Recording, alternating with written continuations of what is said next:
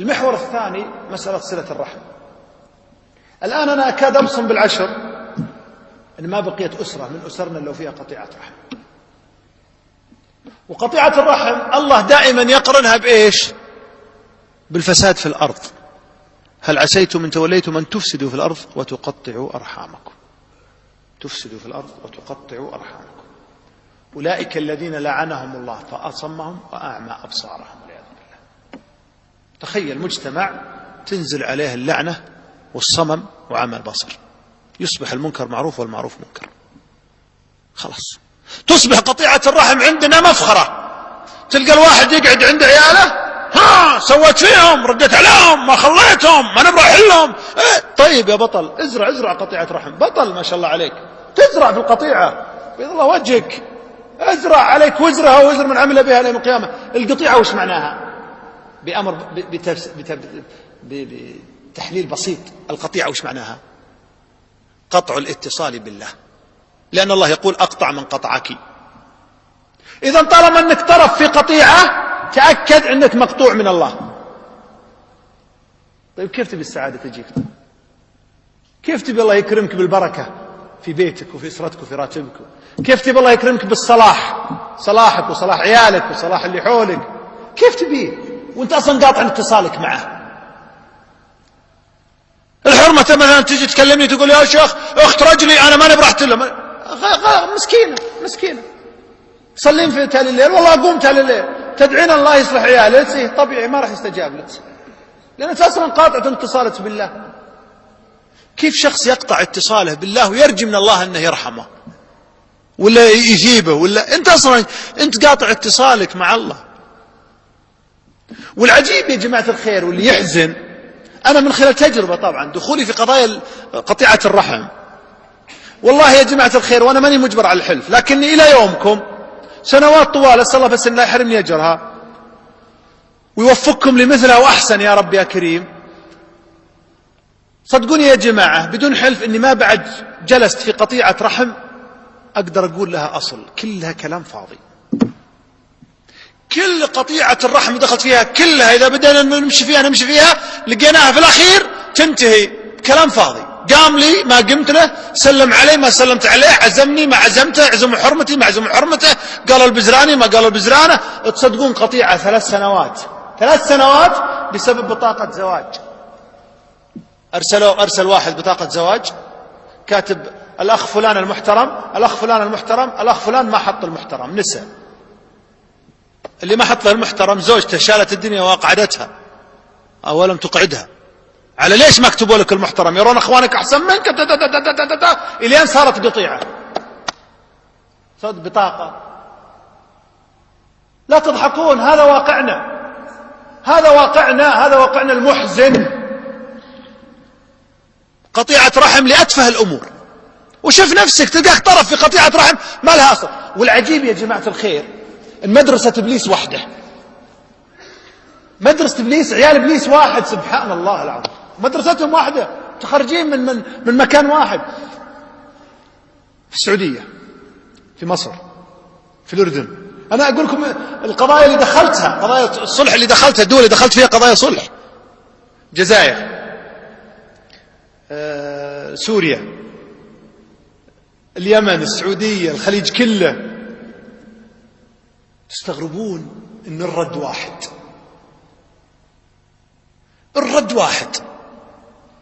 إذا زنقت الرجال زنقته وبدأت تسولف معه وكذا وش فيه وش صار، يبدأ يعطيك هو سواه يطلع إلى جف الأخير وحجرته في الربعة ولقى ما في سبب للقطيعة، ولقى منه خلاص ما في شيء، ولقى الأمور تافهة، وبدأت تطلع الصورة.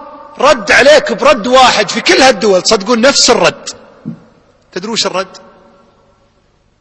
يا شيخ في أمور ما ودنا نتكلم فيها، ما نبغى نفضح، خلها في القلب، في أمور ما نبغى نحكي فيها. والله يا جماعة الخير خراط ما عنده سالفة صراحة، خلاص أفلس، ما عاد عنده علم، خلها في القلب، ما نبي فضائح، خلها يا شيخ في حكي ما يقال. يا أخي اتق الله، في شيء يستاهل أنك تقطع علاقتك بالله؟ يا أخي حتى لو كان مهينك، حتى لو كان مسوي لك اللي مسوي. بالله يستاهل الأمر؟ أنت راجع نفسك اللي بينك وبين أحد قطيعة. بالله في شيء يستاهل أن تقطع علاقتك بالله؟ ولا يقول لا خله يا شيخ أنت مفضوح عند الملائكة. يقول لي ما نبي فضايح، بعض الأمور ما ودك تحدث فيها. لا احدث لو عندك شيء، ما عندك شيء أفلست. فلا تخلي إبليس يلعب عليك، يجي يكبرها في هذا، يكبرها في قلبه، ويكبرها في قلب هذا، وتكبر وتقود الناس والنجوم والريح يناديه والله، وانت ما تدري يا ضعيف الله، وانت تمشي وانت مقطوع من الله.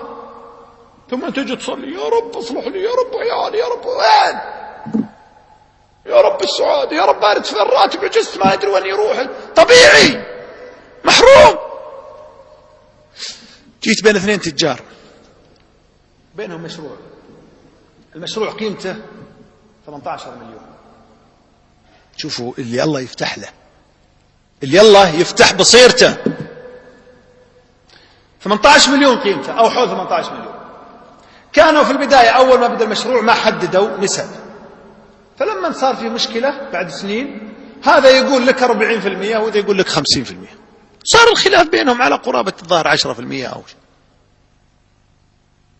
فأنا الحقيقة يوم شفت الموضوع كلمت الكبير، كلهم عقال بس تعرف الكبير عادي، توسمت فيه انه بيفهم رسالتي اكثر واسرع. فقلت له يا ابو فلان، تفتح ابواب الجنه الاثنين والخميس وترفع الاعمال، الا من في قلبه الشحناء على اخوه المسلم ما يرفع له عمل.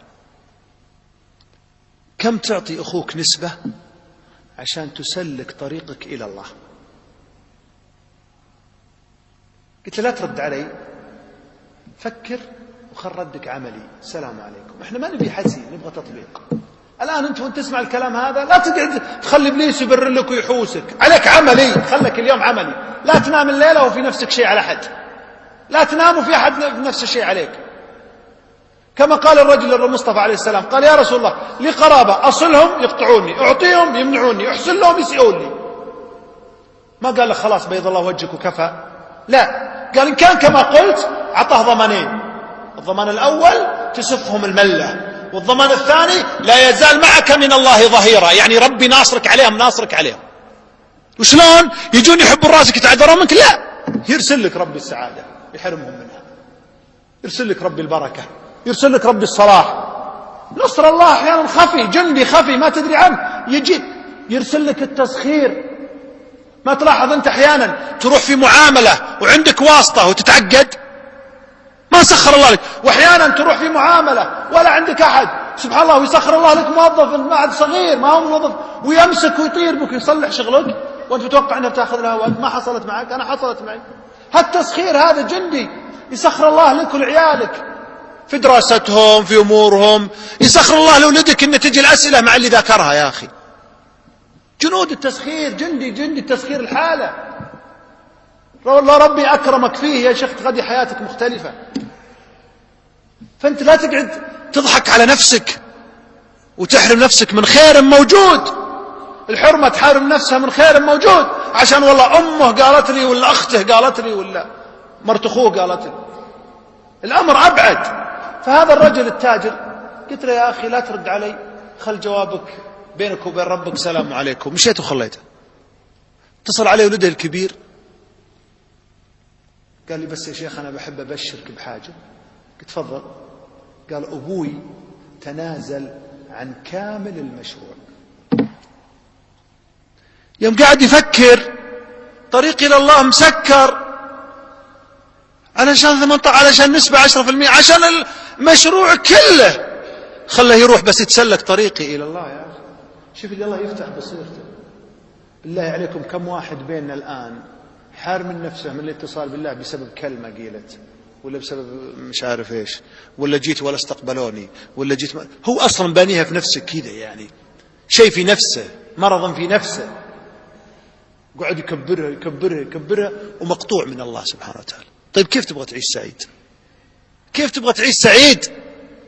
تلاحق قبل الموت، تلاحق، الحق روحك، اتصل بالله، لا تموت وانت مقطوع من الله، ما يرفع لك ولا عمل ولا شيء ولا يقبل منك شيء. انتبه يا أخي، انتبه.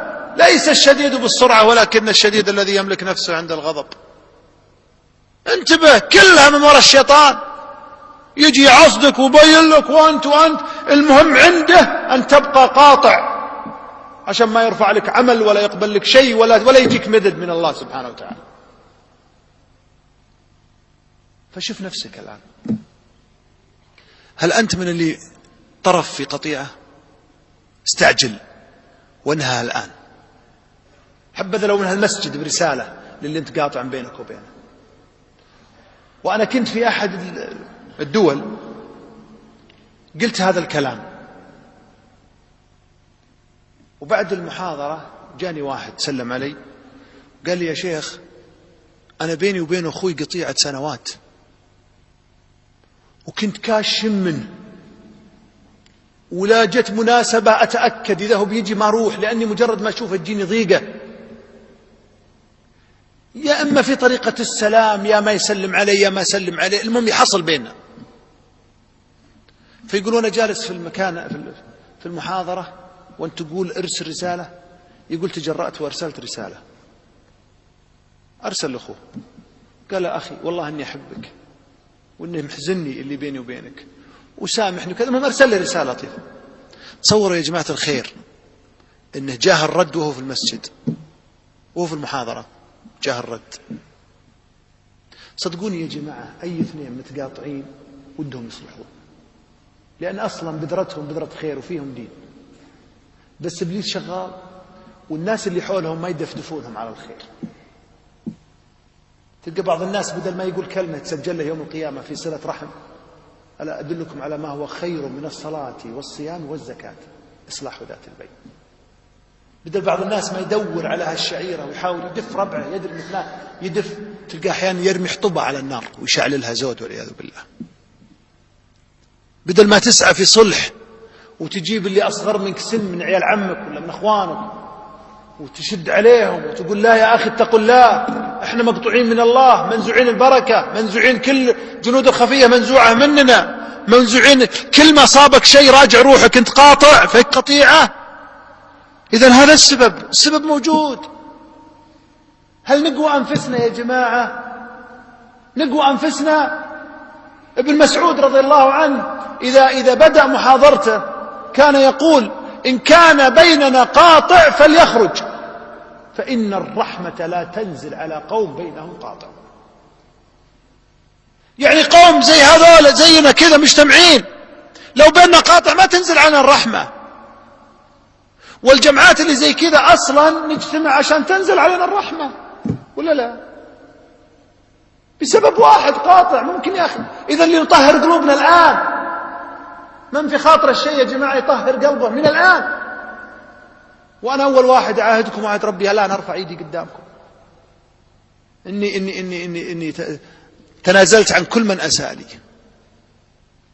فيكم أحد يطهر قلبه الآن يرفع إيده معي يا جماعة الآن؟ الله يشوفنا. رفعت يدك تعني دعوة للاتصال بالله. تستحي تتصل بيض الله وجهك يا شيخ؟ من يرفع يده ويتصل بالله يا جماعة؟ وراكم تستحون تستحي انك تتصل بالله يا جماعة الخير. الله يشوفنا. كلهم رفعوا ما شاء الله تبارك الله. يا ابوي الله يوسع صدوركم. ارفعوا يا سلام. من في خاطر الشيء من الآن طاهرين يا جماعة؟ يا بيض الله وجيهكم. هذا هقوتي صراحة، هذا ظن بيض الله وجهك كسبتها. ما أول من رفع يده ما شاء الله سنة حسنة. بيض الله وجهك.